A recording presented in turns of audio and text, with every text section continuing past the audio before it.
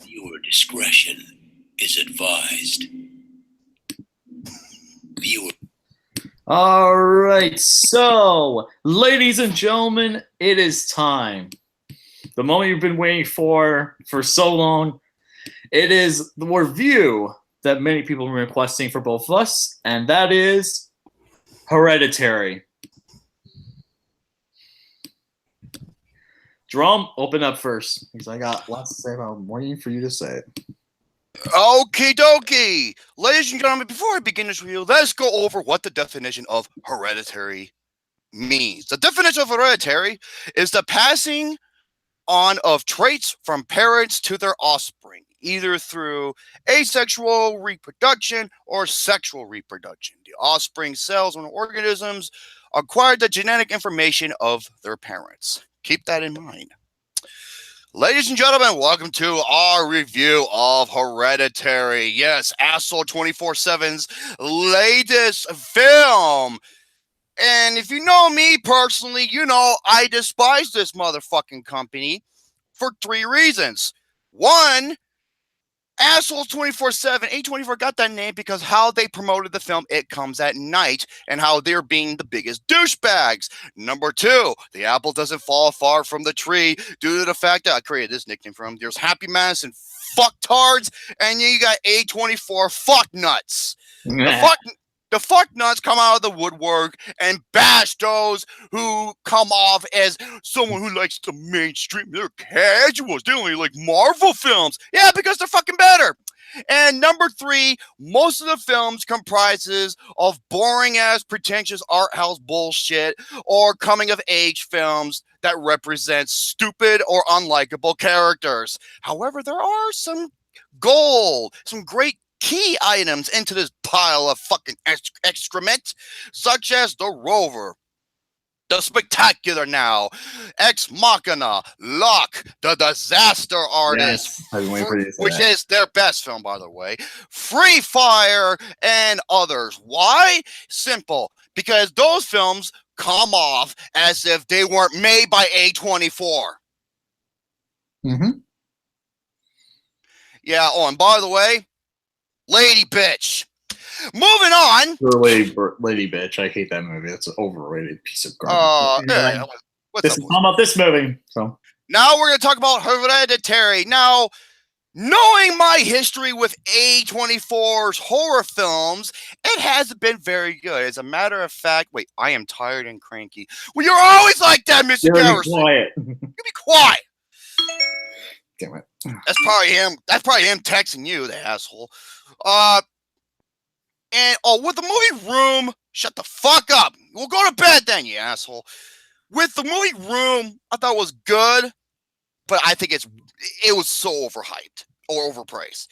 Just say you didn't like it so I can leave. How about you go fuck off? Now he's texting me like crazy. Hurry up, you dickheads. Well, you should know you're on Flicks with the dicks. You play as the clit. So basically, with A24 and their horror films or thrillers, boy, do they suck major asshole juice through a cocaine straw, because they did The Witch, or as I like to call it, The Pretentious Bitch, one of the worst horror films I've ever seen. Nothing comes that night, because aside from Joel Edgerton, that movie is a big pile of elephant shit. And Ghost Story, which is 90 to 95% of the movie. I don't have, actually, no, here. Come on, put it on. Let's see it. Okay, ready? Here we go. I'm going to sum up about 90 to 95% of the movie. Ready? This is the movie Ghost Story. Here we go. Watch. It's pretty scary, to say the least. I'd be terrified that came across me, but that's just me, though. Yeah. For Jerome. Yeah. Yeah. There were no sound effects in this. There you go. That's the fucking movie. There you go. There you go. That's Ghost Story. Right there. You think I'm bullshitting? It's not. It's just him staring at shit, including an 8-minute scene where you see a bitch eating a fucking pie. That's so stupid. 8 minutes. She just goes through her house, checks her mail, you know, does the dishes, eats some pie till she's about to throw up, and the ghost is staring at her the whole time. Next scene. Oh, but remember, folks, if you saying the movie's pretentious, it means that you're pretentious. I'm not kidding you. Someone actually told me that. Or you don't know the meaning of the word. And guess what? In the comment section, I told them what the meaning of the word was. Yeah. And now we get to Hereditary. How does this one fall upon the other three films? Let's get started, shall we? Let's get started. We're going to go piece by piece. So this is a spoiler warning. I put it on the title, but this is spoiler filled. So if you do not want to be spoiled on Hereditary or you've not seen the movie, go ahead and leave because we'll be discussing every single piece of the movie. So there's your warning. I'm going to give you to 5, 4, 3, 2, and a 1. All right, now let's go. Okay, now I will give Hereditary this. The film is actually well shot and well filmed, especially with the opening shot, because the opening shot shows a bunch of miniatures, because the lead character, Annie Graham, played by Toni Collette, is a miniature artist who makes a living making these amazing looking miniatures for people who request them. And it showcases one where it zooms throughout the entire miniature and it zooms into this one particular bedroom, right? And then it was like a gateway till it becomes the actual scene. I was just like, that was really well done. I will say that. Now, from this point forward to the 1 hour mark, there's only 2 things that happens in this movie. Yep. Because, folks, literally nothing, little to nothing happens. Fuck me. Yeah, well, thank you, Gary. I'll remember that next time when you wear the GIMP outfit. Now, little to nothing happens within the first hour of this movie. Christine's like, you know, you talk about spoilers. She goes, cover ears. Now, and after that sequence, it shows shows the father coming in to Peter. Peter, played by Alex Wolff. Now, fuck you more. Hey, the more the merrier. Now, I will say this: for the most part, some of the performances are really good. They're really, especially with Toni Collette. However, Alex Wolff in this movie. You want to talk? Okay, how old is this actor? Okay, I just gotta see. He's 20 years old. The guy is 20 years old, and he acts like a whiny, crybaby, bitch-ass 12-year-old girl. You gotta hear some of these scenes where he's crying his eyes out. It was unintentionally fucking hilarious. And you know what? Speaking of that, I forgot to go over this. The reactions that this movie's been getting has been quite interesting. Because it's one of 2 things. People love this movie. They say it is one of the scariest films of this modern age, a horror masterpiece, this generation's Exorcist or The Shining or Rosemary's Baby, right? And then there's some that are just like, this is fucking stupid. Not only stupid, boring, lousy, and unintentionally hilarious to the point where I've read reports and heard actual testimonies of multiple theaters laughing their asses off. I'll say my piece in a little bit. You know, yeah. So Alex Wolff gets dressed and then it shows them at a funeral, okay? And basically the funeral of their mother, Ellen, you know, who passed away, right? And then Annie's given this speech about their insane relationship, how they didn't get along very well. She was a control freak, and she was very mysterious, quote. Very mysterious, right? So I was just thinking, okay, so she's an old, lousy, obnoxious, just ridiculous, evil bitch. There you go. That's how she was, right? It looks like that, and I'm a cranky man. Shut up, Gary. Gary, stop it. Ben Windler says, "Hey, Captain Gary Underpants, calm down. Gary, would you shut up? All Gary, right. be So, quiet." let's move on to the next thing after the funeral. So, Well, before that, no, it show. Okay, let's get to the other character. That's oh the my daughter. God. The daughter. The daughter. The daughter. Charlie Graham, played by Millie Shapiro, if I pronounce her name. Shapiro, I think it is. Shapiro. I apologize. Yeah, she's Millie only Shapiro. 15 years old, so. Well, in the movie, she's 13. Yeah, but in real life, she's 15, but still. This annoying bitch. Okay, what the fuck is so scary by her doing this? Okay, this is what she does throughout the movie. She's just like this, right? No, I had the perfect What the analogy. fuck is so funny? I'm so scared about that. It's annoying. It is annoying. You know what? I had the perfect analogy for it. You ever remember the meme, the Ugandan Knuckles? That's what it reminded me of. It's like, is there the Ugandan Knuckles here?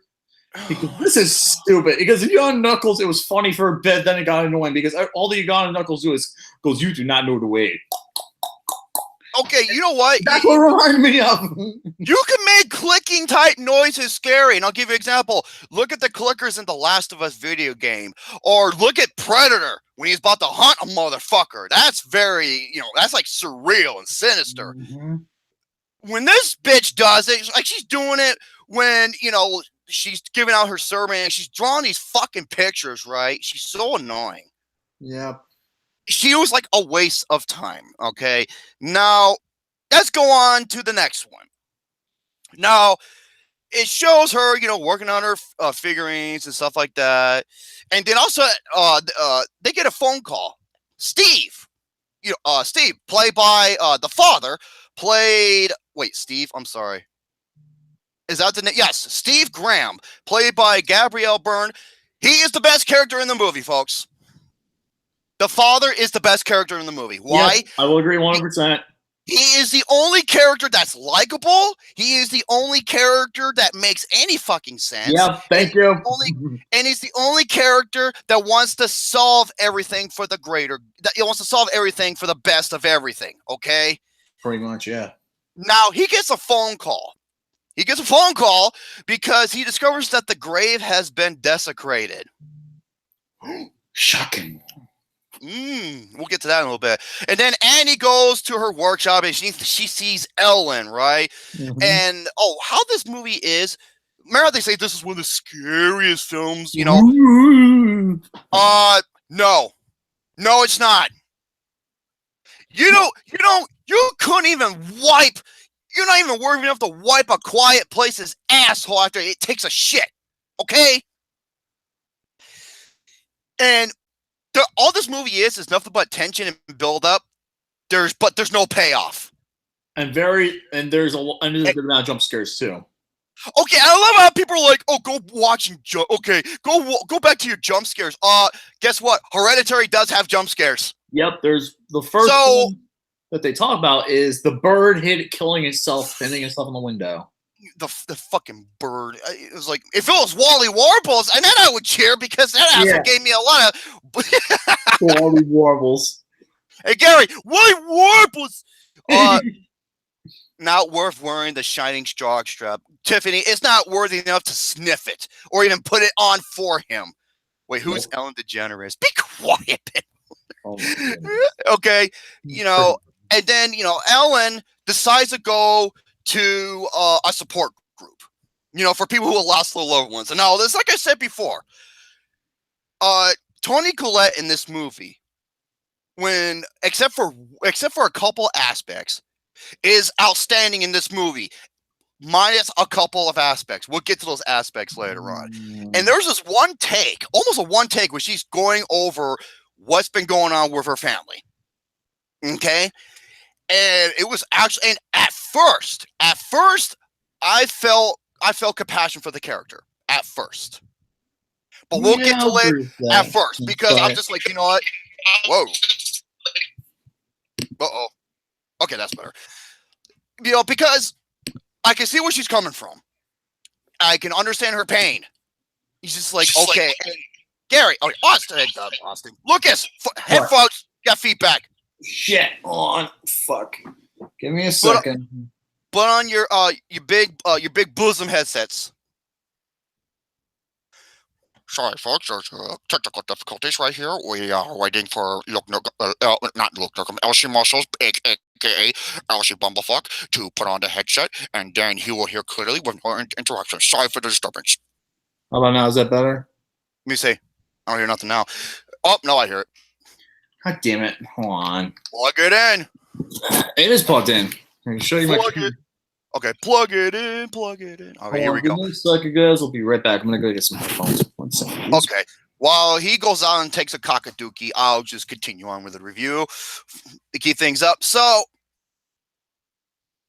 now, after Ellen, reveals what's been going on about, the mental illness that her mother had, and maybe it's transparent towards the family and whatnot.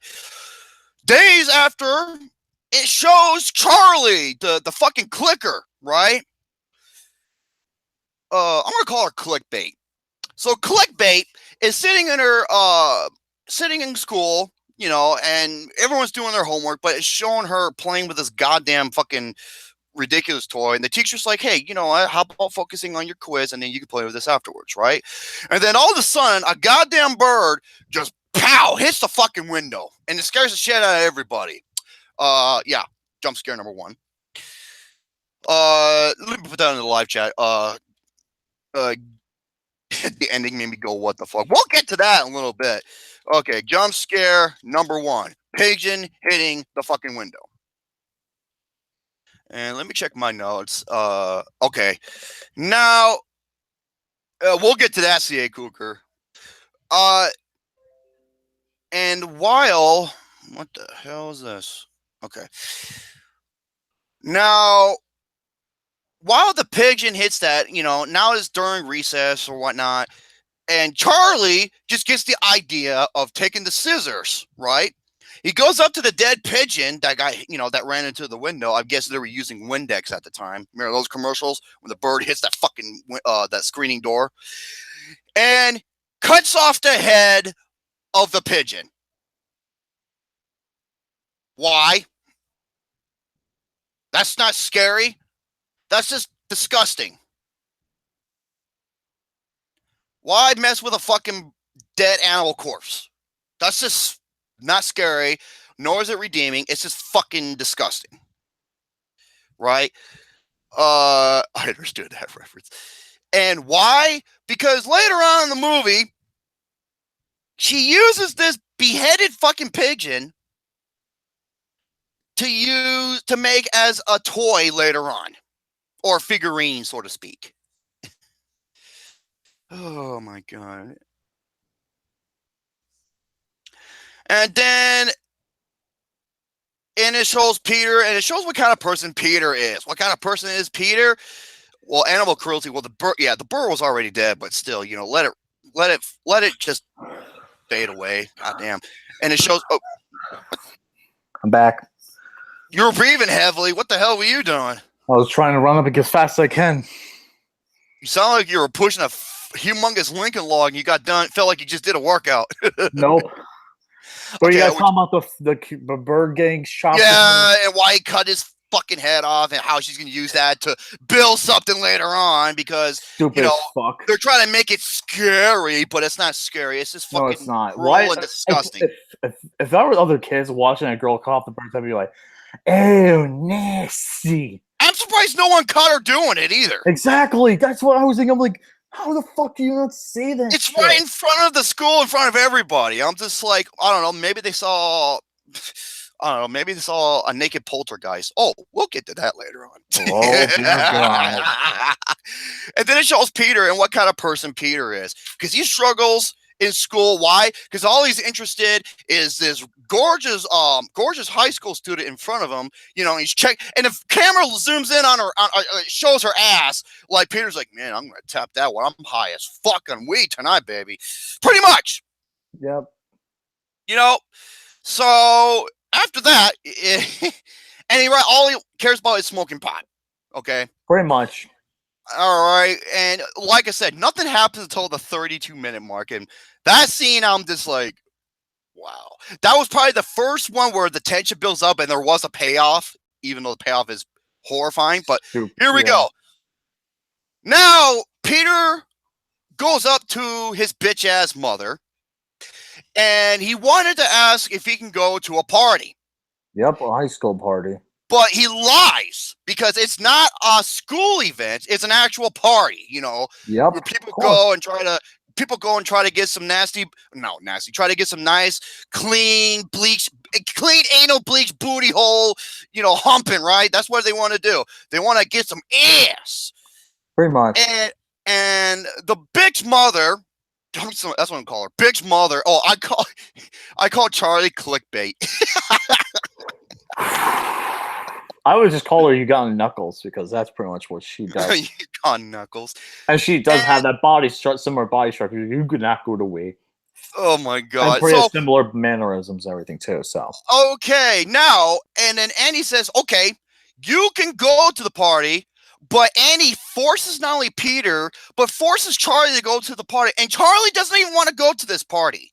Charlie's like, I don't know anybody. These are people. Hey, what's up, Double M? How you doing today? Hey, Metallica Maniac or Movies and Metal? I love Double M. He's great. And even clickbait. She's like, no, I don't want to go. And she got mad because beforehand, there was some tension buildup where Charlie saw something in the fields. And something pretty creepy. And it ends with this. That's not a payoff. No, it isn't. It's bullshit. It's fucking horse shit. Okay. So, oh my god. Okay. So Peter wanted to go into this party, right? Mm-hmm. Now, here's something that I forgot to mention in the funeral scene is that clickbait. She was eating a candy bar. Yep, it was. And they're asking her, it doesn't have nuts in it because she's allergic to nuts. Too easy as a joke, and she's 13. I'm not even making a joke. Yep. I can't do that. Now, if she was 18, oh, they'd be flying out of my mouth like nuts out of Jameson's mouth. Okay. Oh my god. So. When they get to the party, there's a sequence, right, where there's a big, big knife cutting up a bunch of nuts, and they put it into a cake. Now, sometimes these characters can be the stupidest motherfuckers around. Mm-hmm. One thing I will say about the chopping nuts scene, why was part of it in slow motion and then fast motion in slow motion? Why? What's the point of that? Well, because it's foreshadowing, and basically, I'm sorry. Now, Peter, he doesn't give two flying shits about Charlie, and I love it how Charlie is like this young 13-year-old girl and like an 18-year-old high school party. No one makes a peep about why she's there in the first place. When everyone's drinking beer and talking about smoking weed and all that shit, no one makes a peep about it. I was just like, shit face to care, pretty much. And then, he's like, hey, it's like, hey, you stay here. I'm gonna go smoke weed with that hot chick that I have fantasizing her ass about in high school. Okay.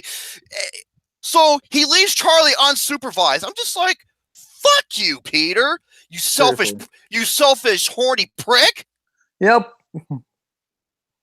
And then Charlie goes up. She's like, lordy, looks at the chocolate cake, right? And then she starts eating it. I'm just thinking to myself, you fucking retard. Wait, doesn't Peter offer her the cake to have some cake? He's like, here, have some cake. We're gonna go hang out with this chick. Yeah, look, there's some cake over there. Just ask her for some cake. And she's like, I don't know anybody. Just, dude, they don't care. It's a party, And I'm just thinking to myself, okay, if you're at someone else's house and you don't know the ingredients and you're self-aware that you're allergic to nuts, why didn't you ask her if there were nuts in the fucking cake?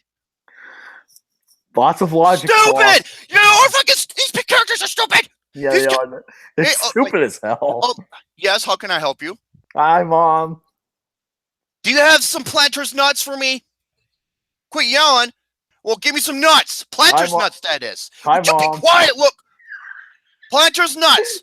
I like the dry, roasted, salty ones, and not the honey-covered ones. Shut up. Why am I making you nervous? I'm not Space yelling. Force. I'm not yelling. I'm speaking up. Be quiet, Lucas. Well, where's my Planters nuts? Oh my god. Wait, hold up. What, Ma? You'll give me a nut? Well, that kind of explains a million questions about you. Oh my god. She's like, shut up, Jerome. Folks, my mom is the greatest human being on the face of the planet. Lucas, she met her, and Lucas is like, yeah, your mom's the best. Okay. 101% with that. And it shows her eating this cake, right? She's stuffing her fucking face like Garfield does with lasagna. And then all of a sudden, she doesn't feel quite right. We'll get to that, okay? And then it shows, selfish Peter. That's what we're going to call him because he is. He's a selfish cocksucker. Selfish Peter. He's getting high with all the other, with the hot chick and whatnot. And then, hold on a second. I'm just going to catch up on the light. He has some weed. He's like, he has some weed. And Okay, hold on. Chris, hey. he says, nuts. I like warm nuts. I was like, yeah. Do you like them dry roasted, salty, or honey? So, weed smoker Peter. And while he's smoking another bong, right? Because he brought his weed with him. Here comes Charlie, who comes up. She's like, I'm having a hard time breathing because, when she eats nuts, it tightens up her throat, her esophagus, because that's the food reaction. Yep.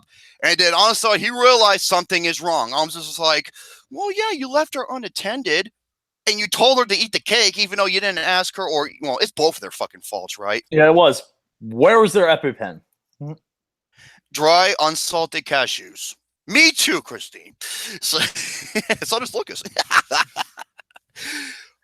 And then he gets into the car and he's hitting the gas like you wouldn't believe. He's trying to get home as fast as possible. And she's having a hard time breathing, right? That was a hospital she was trying to go to.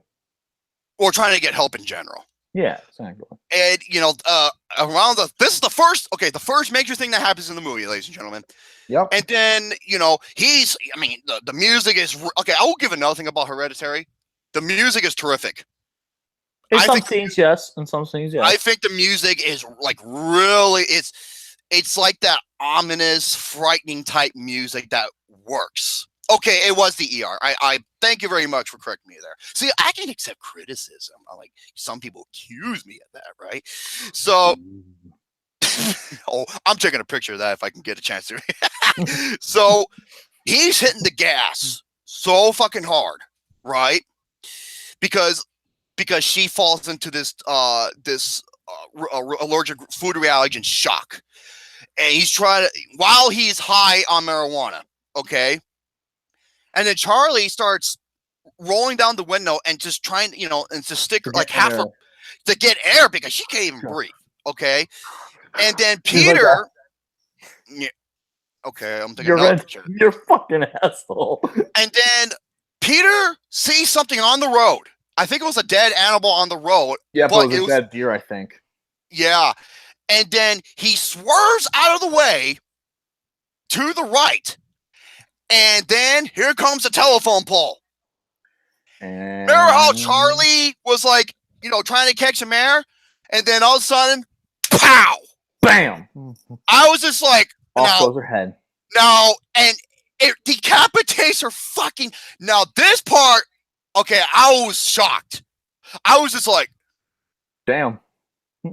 Oh, fuck! Now, remember when I said there were some scenes in this movie that were unintentional? That was not. That was like, I was like, whoa. I will give the movie credit that I did not expect that. I was just like in total shock and awe. And I was just like, oh my God. I will say that, and the look on the kids. Okay, this is the main part where Peter was actually a great actor because his reaction was my reaction. And Gary, quit fucking texting me, you son of a bitch. Gary, quit with the texting. Oh, nice to see him. So, okay, but here's what Peter does that pisses me off. Peter drives home. The body is still in the car, by the way. The decapitated head. Well, the decapitated head is on the road, but the rest of her body is in the back seat. Yep. He goes up. He goes into his room, and he doesn't warn anybody about anything, and he lets the parents find out for themselves in the morning. I'm just like, fuck you, Peter. Go to the fucking hospital, you dumb shit. Well, or at least call the parents after. Jesus Christ. Dude, you don't fucking just say nothing and let them find out for themselves. Exactly. You dumb shit. Especially for him, the selfish cocksucker that he is. Oh, I just want some booty and want to get high. Pussy. He just wanted some, pretty much, yeah. He wanted to tap that blonde chick's ass, and he wanted to get high with her. That's all was on his mind. Even though the mother forces her Charlie to go with him. We'll get to that later on. Yeah, we'll get to that. Yeah, of course. You know, and then the mother wakes, and then it shows the next scene with the mother just losing her goddamn mind. Mm-hmm. Okay. Oh boy. And after that, Peter starts hallucinating about the presence of Charlie around her house. Yeah. Here's one other thing. Before they show the funeral for the daughter and everything, they show her decapitated head for like 10 seconds. I'm like, okay, that's overkill. That's over. Well, for a quick 3 seconds and then bam, goes. Here's the reason why. Okay, because it shows the decapitated head, and then it shows there's like tons of ants all over her head, and that's another foreshadowing. The ants. Ooh. Make that into a jet, please. All right, and now.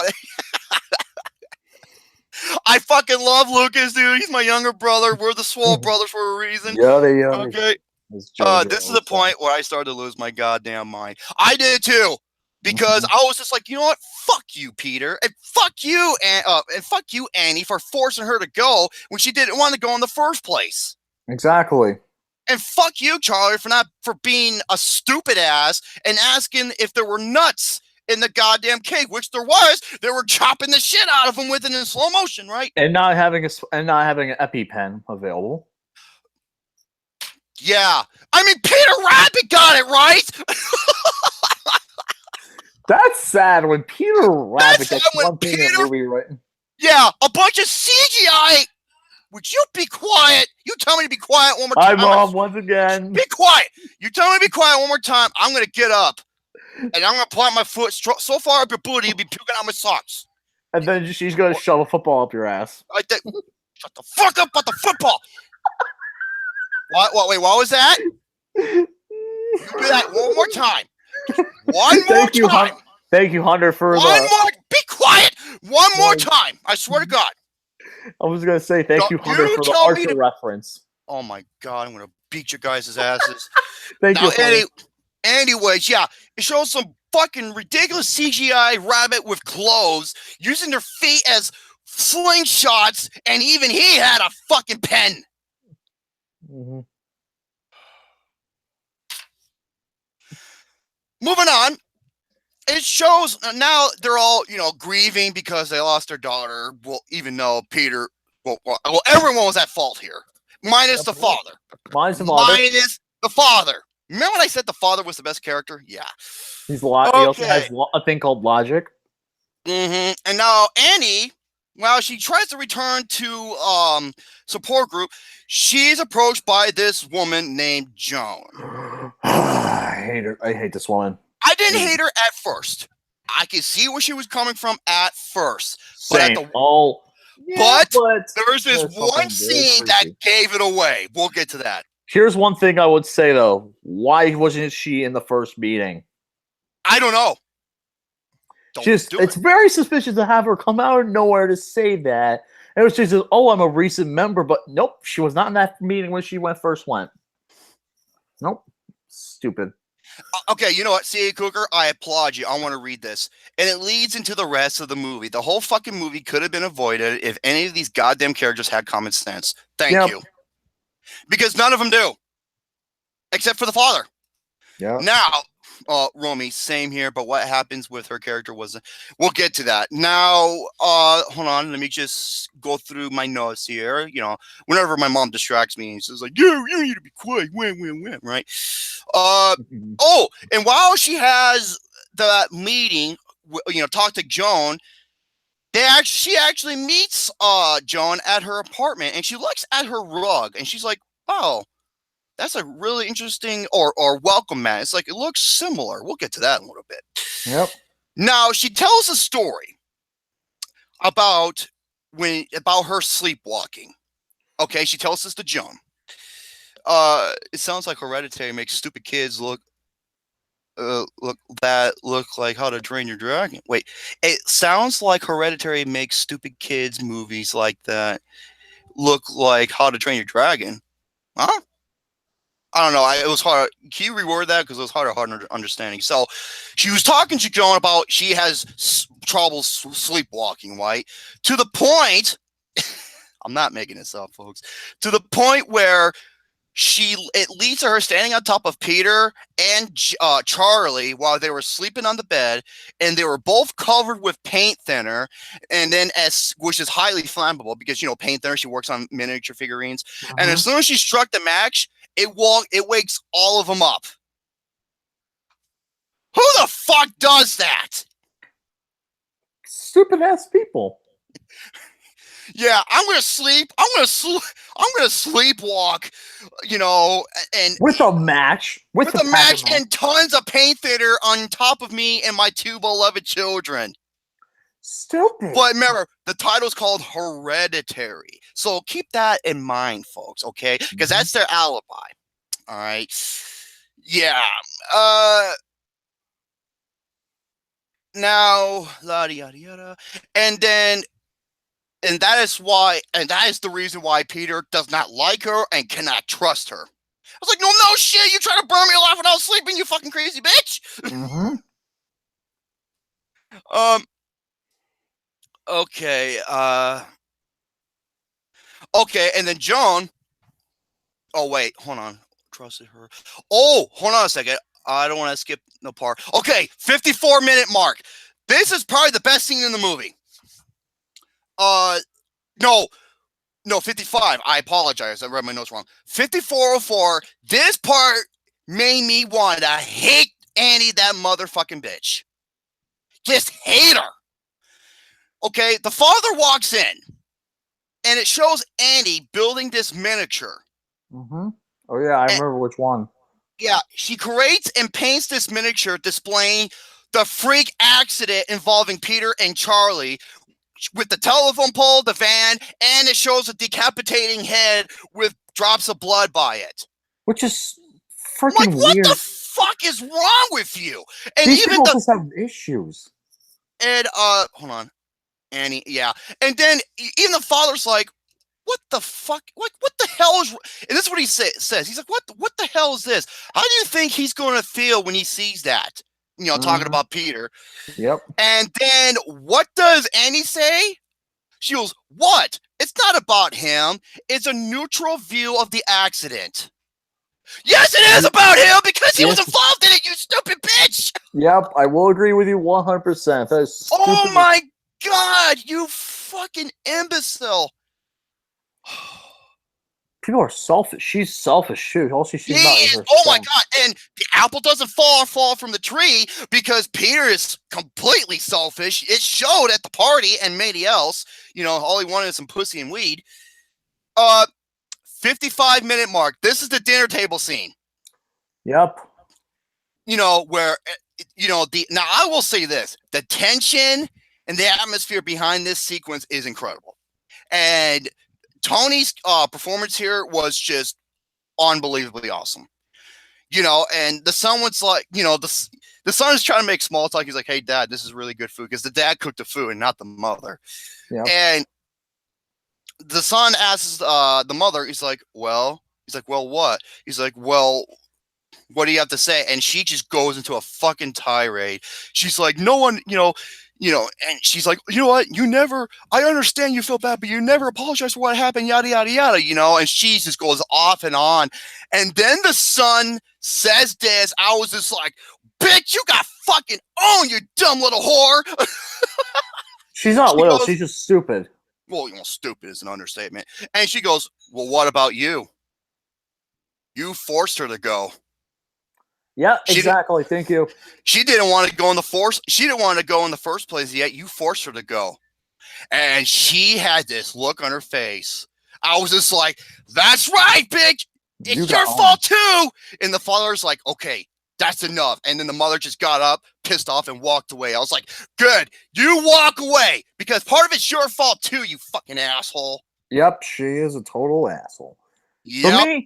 For me, when she started really just started getting it, I'm like, you really lost yourself as a character. Even though your performance is somewhat okay, like for me, I'm more hated.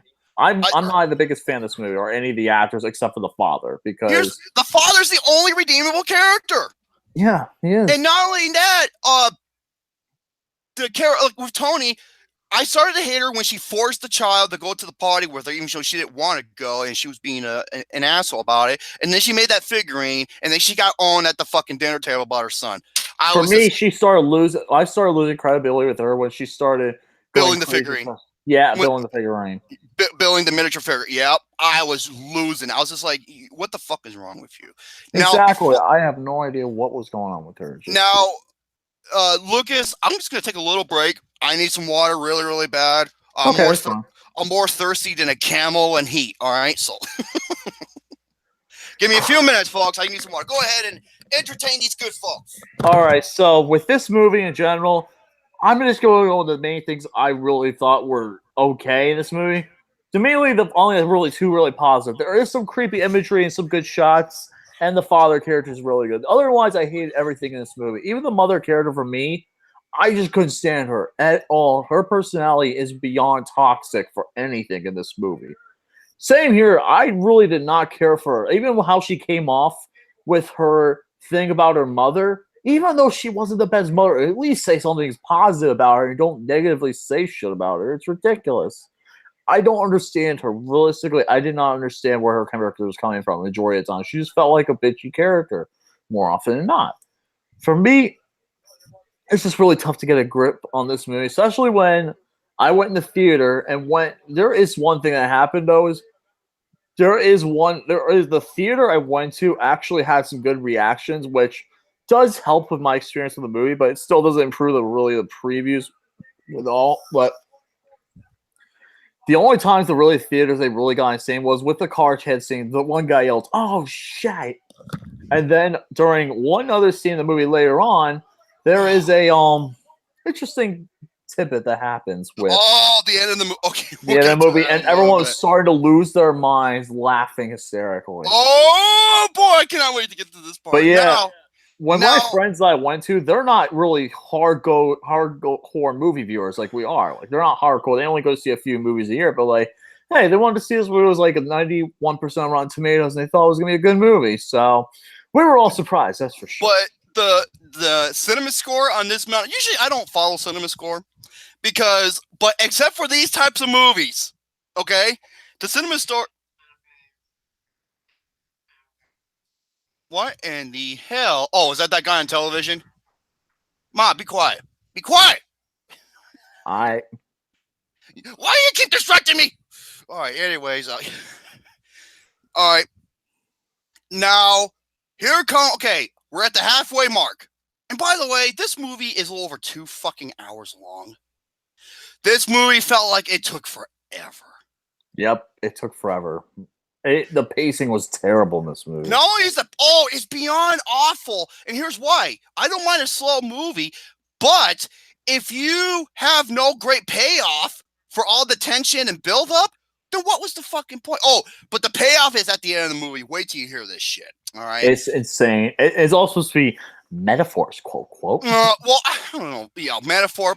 It plays itself out straightforward, but it's still stupid how it comes off. Now, this is where the movie becomes completely something different.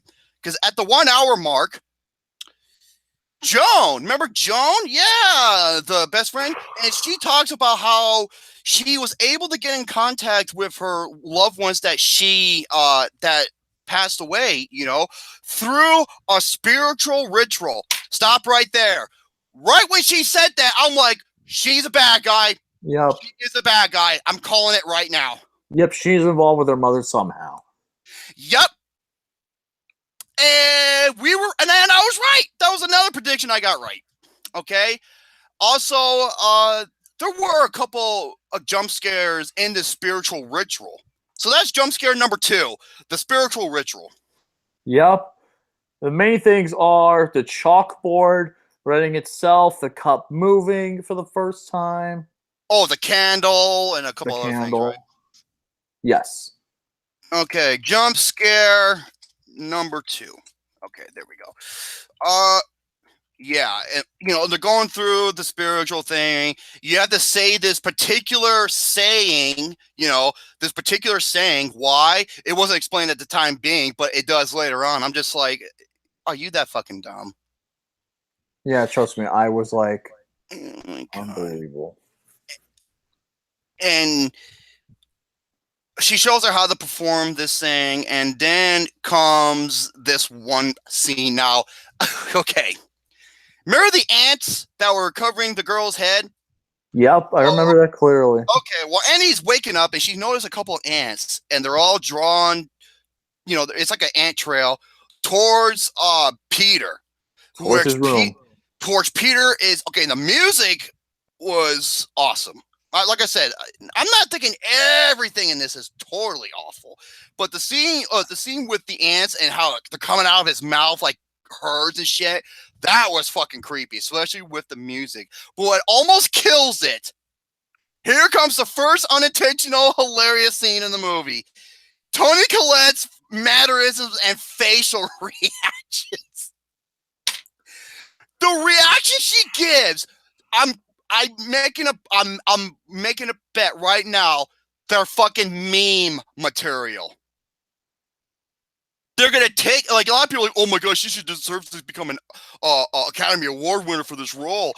Bullshit. No, not from those fucking facial reactions that she presented.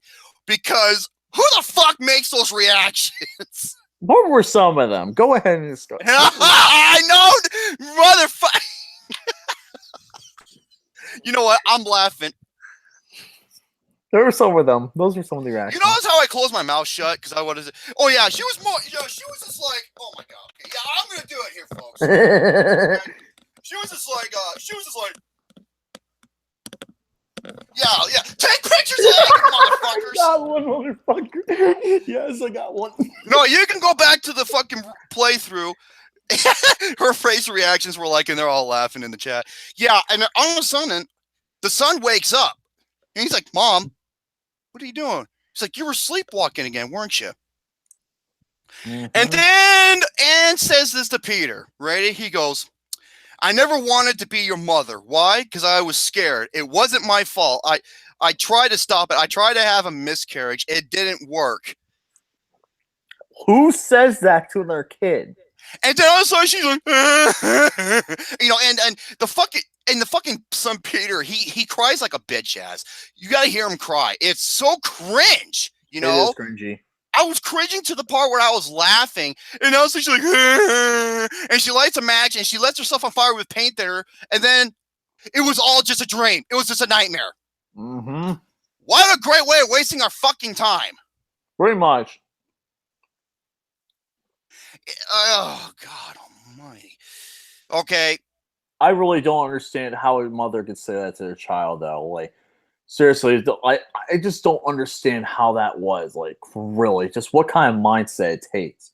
And yes, people say, oh, Academy Award, she needs to be nominated. I'm like, how about you go fuck yourself? She does not need to be nominated.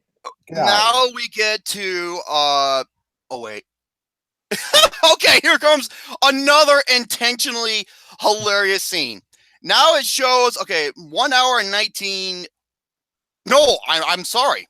God, I keep skipping my notes. Now, the 1 hour and 13-minute mark, most of this was done in one complete take. I will give, like I said, I'll give the director some credit on somehow the scenes were shot, the certain lighting effects, and how some of it was one complete take. I will give him credit that.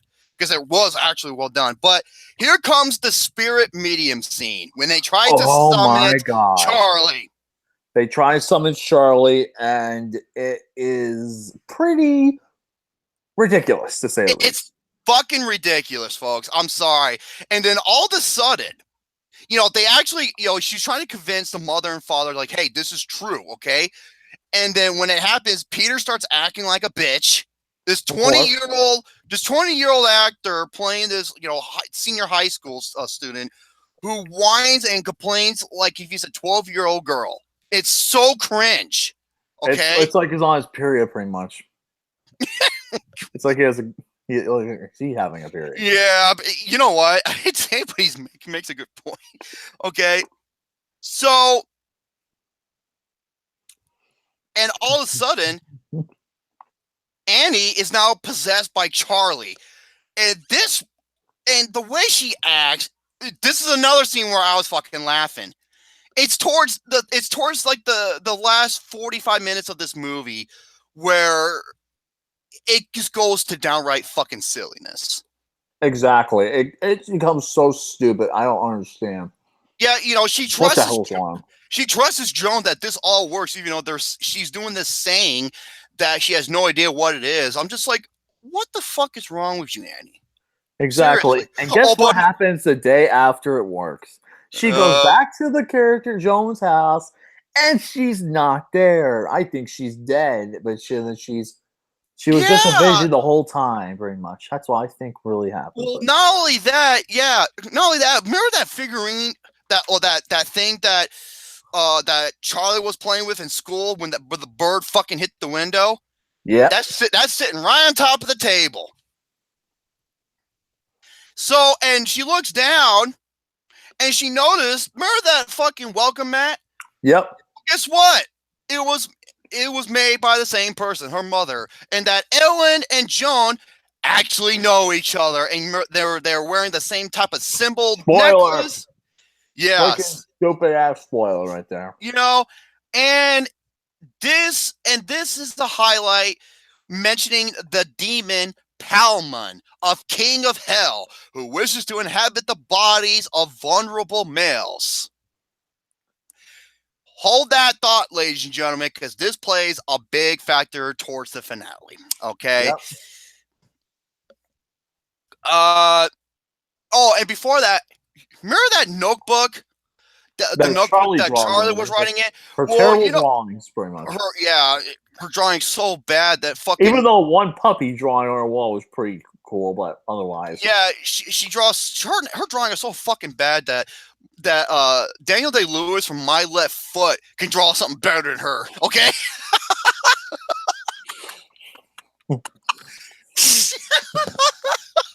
I'm not joking.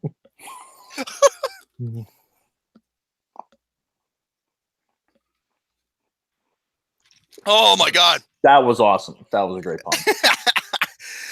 And yeah, she tries to throw the sketchbook in the fireplace, but her arm starts to catch on fire. So how? We don't know. Well, because it involves Charlie and her spirit. Possession. Ooh. Yeah. Okay. Now, Annie begins to search into the attic. And when she pulls the attic down, tons of fucking flies come out of there, right? And a certain kind of fly that only appears when there's dead bodies around. But... Right. And she searches the attic, and she finds a dead body, which appears to be Ellen, her mother. Remember earlier that the grave was desecrated. The grave got desecrated. Maybe that's the reason why, right?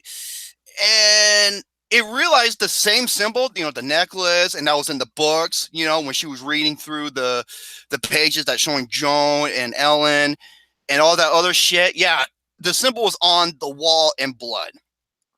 Yep, it's in blood. Not only that, I think that she was a zombie that ended up eventually dying. Yep. And then it shows the sequence with Peter. He's going through some bullshit, right? Mm-hmm. And he sees Joan across the street, trying to say, come over here, and it leads to nothing. And then oh, you forgot about one thing. Mm-hmm. before that scene, there was the scene where it shows Peter in the school. You're right. Okay. And then also being This confronted by the demon Joan, who's actually a spirit and not real. This is before that. I am sorry. I apologize. So Peter's in school, right? And then he sees his reflection. He's in class and he sees his reflection, right? And it's playing this ominous music, and it's just all it is this Peter going like his reflection is going like this. He's just fucking smirking at him. How is that scary? That's not scary. If I saw that, I'd be like, "Hi there." I'd be like, "The fuck you smirking at, you bitch?" I was like, the only time you're going to be smirking is when I shove this glass shard through your face, asshole. All right? And then all of a sudden, he just gets up and he's like, I got to go to the bathroom. I'm like, great smoke screen. Exactly. No, that's later on. So, yeah, that was an unintentional hilarious scene. Okay, let me go through my notes to see what else do we have here. Oh, and then all of a sudden, Andy at the hour 23-minute mark, Andy just goes to turns into the fucking Incredible Hulk and start destroying her miniatures because she couldn't look at them anymore. Exactly. And then that was the end of the scene. Next scene. But one of the things you also mentioned is when Peter's at school after he has to go to the bathroom. That's later on. That's not the same scene. That's later on. Oh. I know. They're showing commercial for Culver's. I love Culver's. I love Culver's. Best burger. Butter burgers. Burger. So at the hour 24-minute mark, something draws Annie's attention, and it's some noises. And what it is, it's Charlie's spirit drawing. It's Ugandan Knuckles. Freaking. Yeah, it's clickbait. Charlie's spirit, drawing in her notebook, and it's just going one page to another, and it all revolves around Peter. Right? Minute 35. So one thing you also will say is that they have the drawing showing Peter's face with his eyes starting to come out, and it's like his face starting to go down, and then the eyes getting crossed out. Yeah. Like I said, great music, but the scene wasn't scary at all. So, now comes. Oops. Oh yeah. Now comes anymore the attic filled with flies. I mentioned that, and next time. Okay, ladies and gentlemen. Okay, this is the funniest scene in the fucking movie. When I saw this, I had to pause the movie because I was fucking hurling. Hey, A24 fuck nuts. I guess people who laughed at this movie has a low IQ, huh? No. It's just it comes off completely ridiculously stupid. Yep. Okay, it shows Peter back at school, right? And then all of a sudden, the ominous music starts playing, and he raises his hand up, and his hand's like all bent forward and like just weird and twisted, and he's giving this look like he's constipated. And the look on his face, he looks like he's constipated, right? He's ready to take a massive shit, right? Maybe he's just doing that fucking and all of a sudden he just goes kaboom, and he slams his head in the fucking desk, comes back again, looking like he's retarded, and slams his face in the desk again, and then he jumps back and he goes, and he starts bitching and whining. I was fucking laughing. I was like, wow, this is fucking terrible. Oh my god, I was fucking dying. I was dying. I just had my mouth open like. I was just like, what the fuck? This is so stupid. Oh my god, dude! You can make possession movies really scary. Look at The Exorcist. Look at The Conjuring. Those are great examples. This is not scary. This was fucking intentionally hilarious.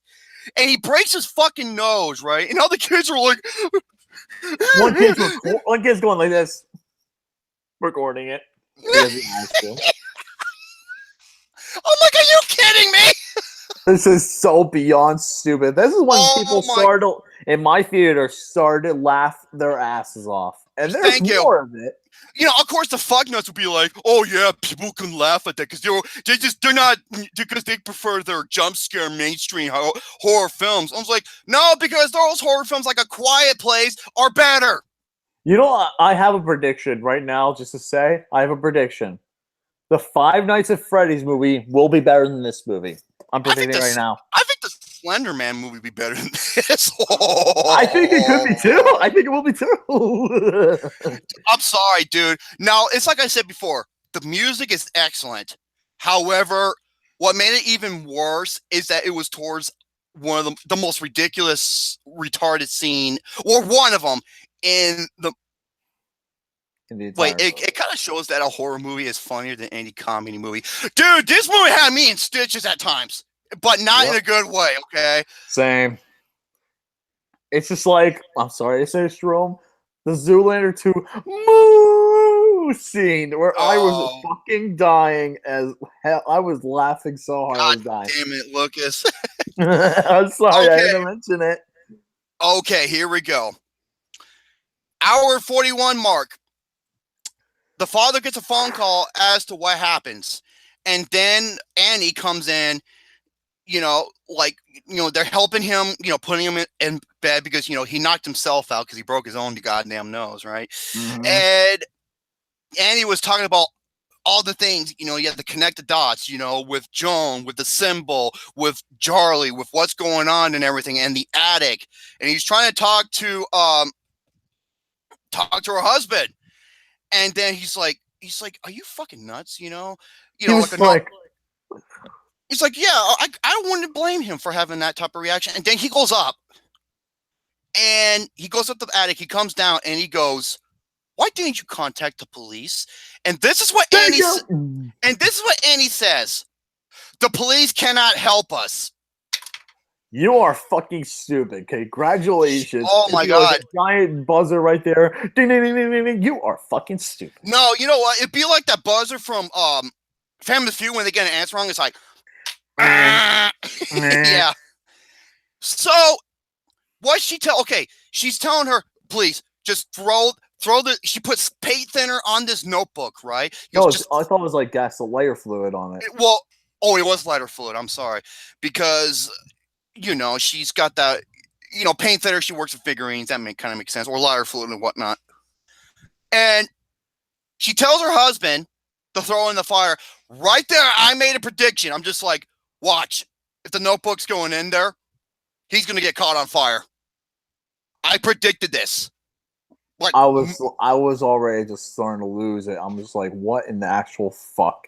Okay, and he's like, you know what? I'm calling the cops. I had it with this shit. And then the mother loses her. I was like, thank you. The father is the only redeemable aspect of the fucking movie. He has logic. Yeah, and then Annie, the bitch mother, she grabs a notebook, throws it in the fire, and then here comes the other unintentionally hilarious scene. Yes, the father. No, him getting caught on. He gets turned to like a fucking like a Christmas tree getting caught on fire. Okay, but that's not what made me laugh. What made me laugh was the noises he was making. They were. It was like weird. This when he got up. He's like,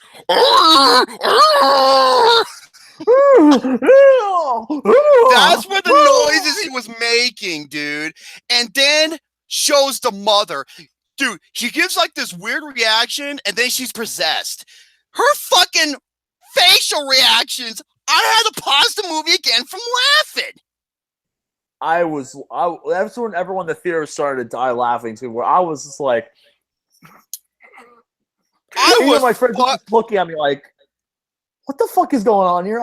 I'm like, I just start laughing. They're just like, what the fuck is going on, man? I'm like, I really don't know. Okay, folks, you ready for the ending? Here we go, the ending. I didn't care for this. I didn't care for this movie. Overall, I was just like, this movie kind of sucks.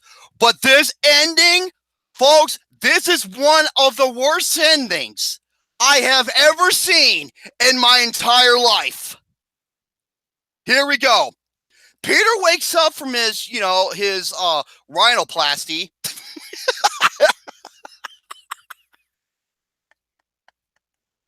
He gave himself a nose job. Okay. Pretty much. Okay. Okay. He wakes up. Now, this scene drags on for so long. And folks, this movie is like a little over 2 hours long.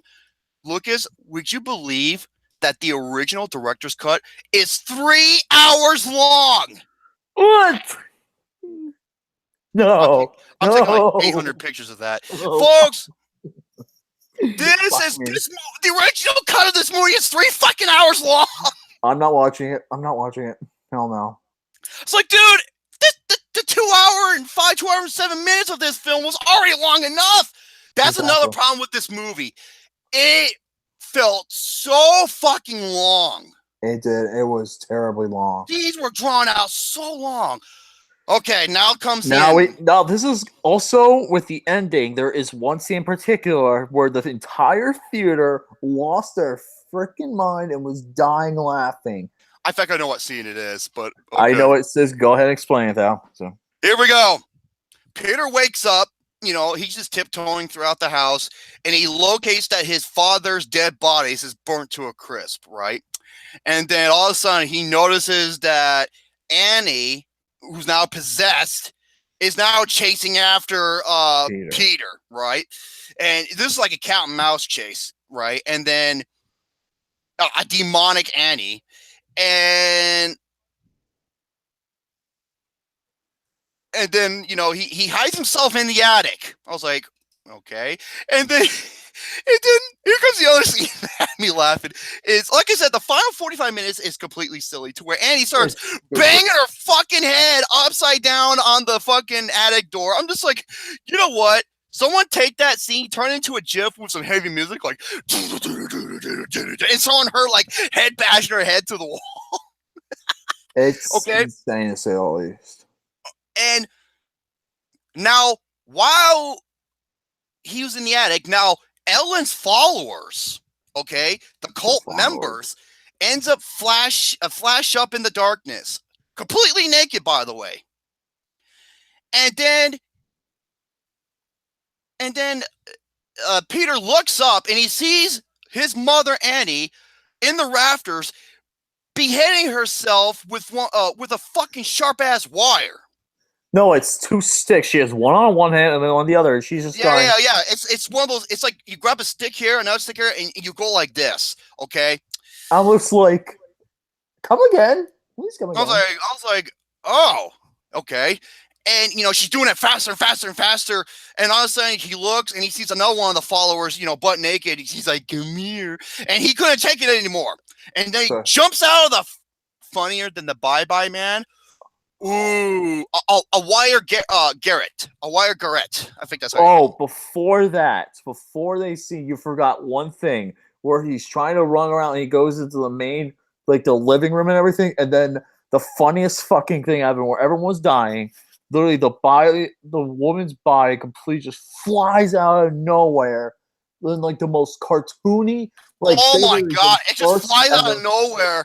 I'm just like, that's why I lost it. I was losing it. And everyone was like, dude, this is like the visit. This is like the visit.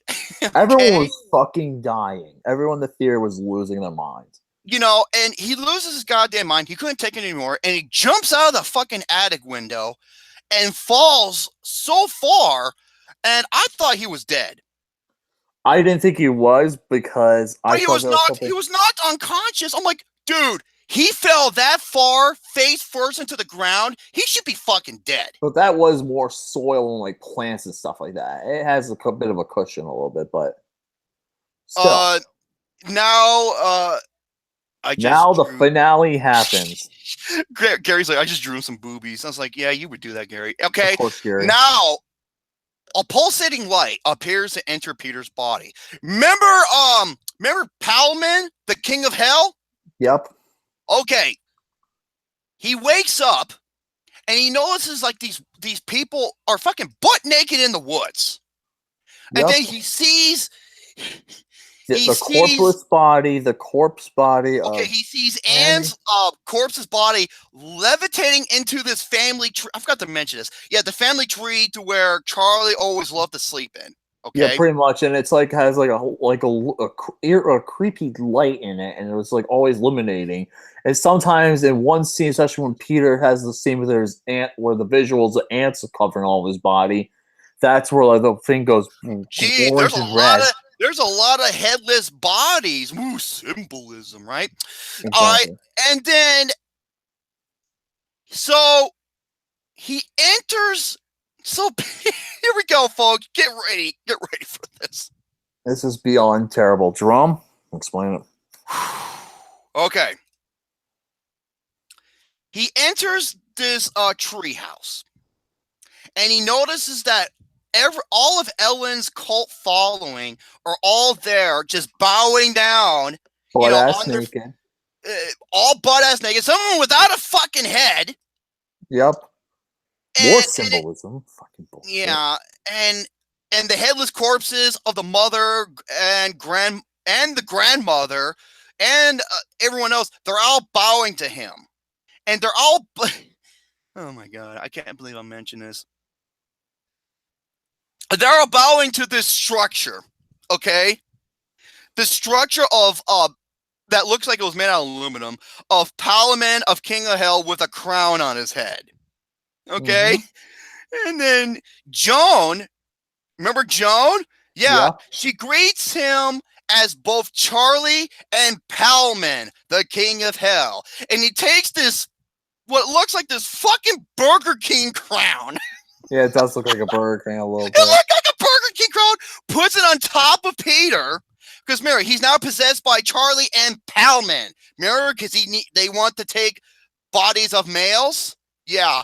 This is the payoff, because it all leads to them building up Palamon, the king of hell, in this cult following, and they're all wearing like, this looks like the cheapest fucking play you see it at a grade school, okay?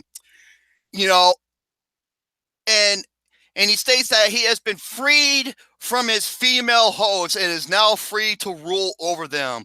He stares despondently at the prostate witches, and everyone's like, "Hail, Palamon! Hail, Palamon!"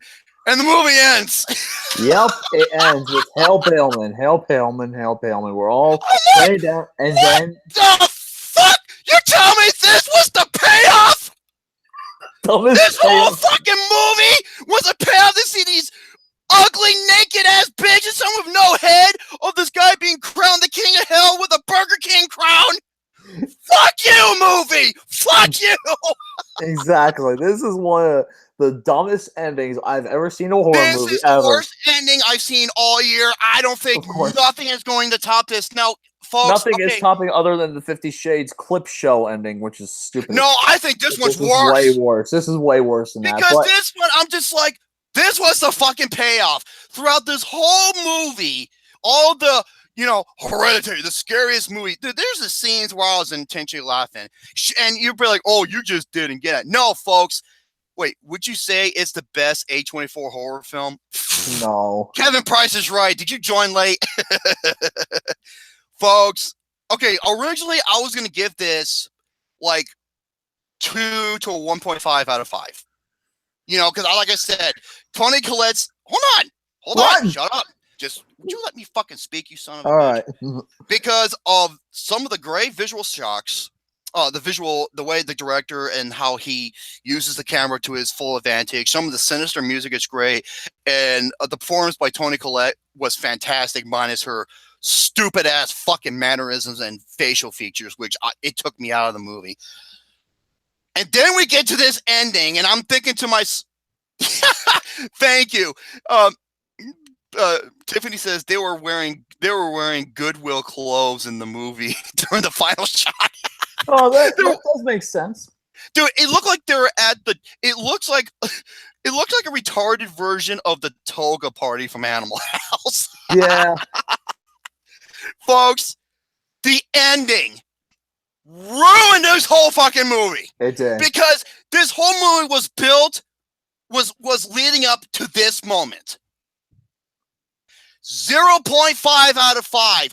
Fuck you, movie. What a way to waste my fucking time.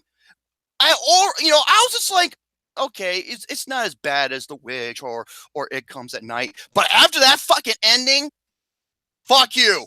It's one of the Don't ever worst waste my endings in the motherfucking time horror. again. It's one of the worst endings of horror other since Mother.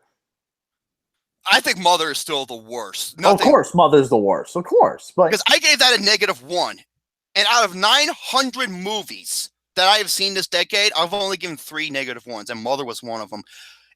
Hereditary. You know what? I didn't mind it too much the first hour, but once Joan came in with that spiritual bullshit, because originally I was like, okay, 2.5 for the first hour, despite some bullshit.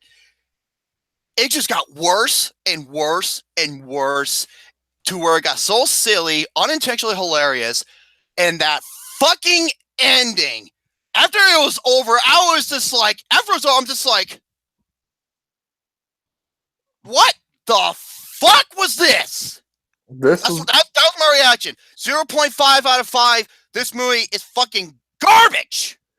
This is one of the worst movies I've seen all year. This is one of the worst overall general movies of the I definitely think, I don't think it's one of the worst movies of the decade, but it's definitely up there. That's for sure. If it wasn't for 50 Shades, this would be my worst film of the year, because I don't think the top two are changing anytime. The top two are not changing this year. For me, the top two is still 50 Shades and Annihilation. But overall, this movie is a 0.5 out of 10. Oh, so 0.25 out of 5. Unless someone wants to. Gary, be quiet. But anyway, though, scariest film of the generation. I was laughing at this shit, folks. Do yourself a favor. Don't waste your time, because the ending to this movie is fucking garbage. It is garbage. And all you A24 fuck nuts, you're gonna be like, oh, you just didn't get. I got it. The clues are throughout the movie. AR and Club the movie, and we did an entire piece by piece movie discussion. It's how no takers. Okay, I'm going to jerk. Shut up, Gary. And it's how the movie came off, and it was so fucking rubbish and unintentionally funny and stupid at times. Some of the 0.5. Why? I have like I said, sometimes the director's cool shots, how they translate from one to another. Sometimes the music can be really good, despite it being played in the worst scene. The only time it worked was when what happened to Charlie, because it worked because it was sinister. Okay, because it played in place, and the father is the most redeeming character, but that fucking ending, dude, seriously, stupid. I almost want to put it on par with Nymphomaniac Volume 2 as one of the worst endings I've ever seen. I have not seen Nymphomaniac, so. Because just like with Nymphomaniac Volume 2, it ruins the entire fucking movie. 0.5 out of 5. Fuck this movie. Pretty much after this movie, after my friends we were walking out the theater, this is the first thing they said to me. This got 91% on Rotten Tomatoes. I'm like, this shouldn't have. And I explained to them, this is a bunch of metaphors too. Like, yeah, pretty much this movie was pretty much one of the dumbest movies I've ever seen in my entire life. And these people don't even go see movies often. And they said it's one of the worst horror movies ever. Other than Mother, thank you very much, because that movie was fucking garbage. No, Mother is not garbage. It's an abortion.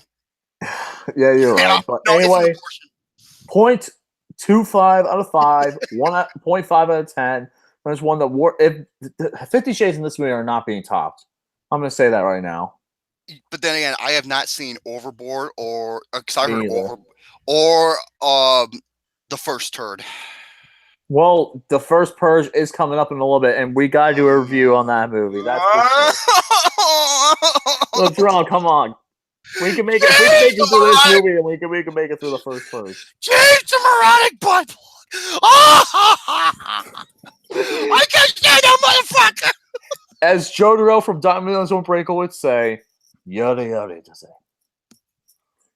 Oh my god. Pretty much this movie is terrible. Do not see it. Do not recommend anybody see it. I've recommended people not to see this movie, so. Go see A Quiet Place, dude. That's a masterpiece. That's a horror masterpiece. You know why? Because that has That has thrills and scares. That has characters you want to care about, characters you can relate to, characters you want to win, and it makes sense. And it's visual presentation at its finest. And John Krasinski, what he did for that movie is brilliant. This is not brilliant. This is fucking stupid. Yep. It's about as stupid as wearing a fucking like highway cone while crossing traffic. It doesn't make sense. It doesn't. I was gonna say though, for another thing with this movie is do not see this movie, go see Incredibles 2.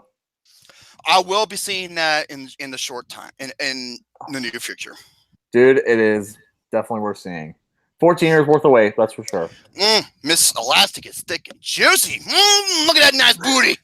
Just like Aku from Samurai Jack once said, extra thick. And John Matthews did a John Matthews, I love John Matthews, man. He did a post like, you know what, 2004, but man, the last girl in the videos, I'm like, man, I like that thick and juicy butt, man. I was just like, damn, Skippy John Matthews, that's why you're awesome. Yeah, with a voice that deep, he knows how to use his big ass dong. Or Shane could probably use his Daft Frog Curtis dick and stretch that fucker out. I bet you John Matthews is like the white Julio Gomez. Like he sees this, he's gonna laugh his ass off. I know he will. Oh my goodness. Kevin Price. I call him Kevin Price is right. That's what I call him. He goes thick, and then that's right, extra thick. Sia Cougar, arguably the hottest animated movie mom. She probably is, man. I wish I was Mr. Elastic. You mean Stretch Armstrong?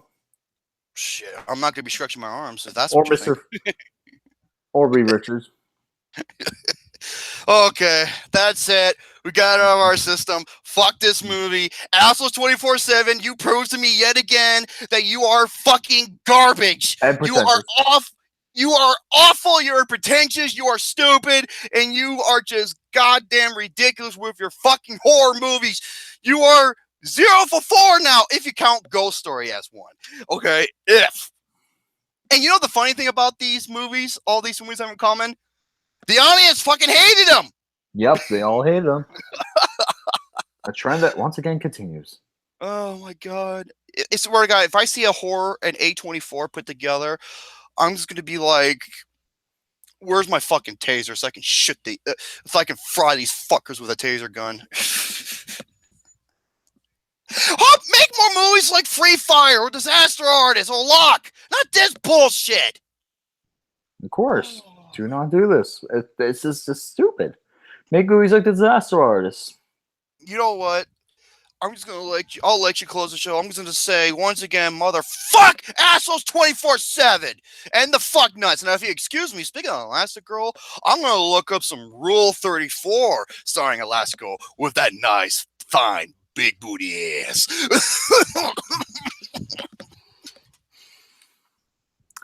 See you guys later.